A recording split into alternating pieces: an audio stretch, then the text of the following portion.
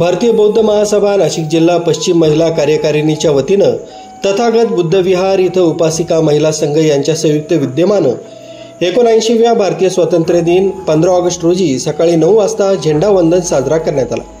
यावेळी तिरंगा झेंड्याला सलामी देऊन भगवान गौतम बुद्ध डॉक्टर बाबासाहेब आंबेडकरांना अभिवादन करून त्रिशरण पंचशील घेण्यात आलं।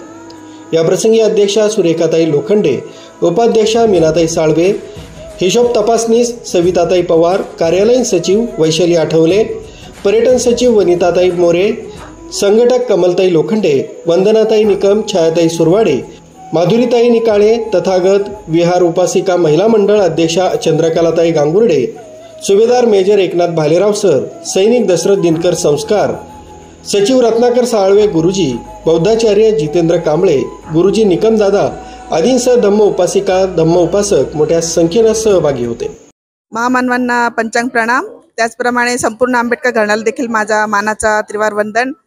तसेच आज 79व्या स्वातंत्र्य दिनानिमित्त भारतीय बौद्ध महासभा महिला शाखेच्या वतीने आज तथागत बुद्ध विहार मंगलमूर्ती नगर उपासिका महिला मंडळाच्या अध्यक्ष चंद्रकला ताई गांगुर्डे आणि मी भारतीय बौद्ध महासभा नाशिक जिल्हा पश्चिमच्या अध्यक्ष सुरेखाताई लोखंडे आणि माझी संपूर्ण कार्यकारिणी आणि महिला मंडळ उपासिका महिला मंडळ यांच्या सगळ्यांच्या वतीने आज इथे 79व्या स्वातंत्र्य दिनानिमित्त झेंड्याला सलामी देण्यात आली।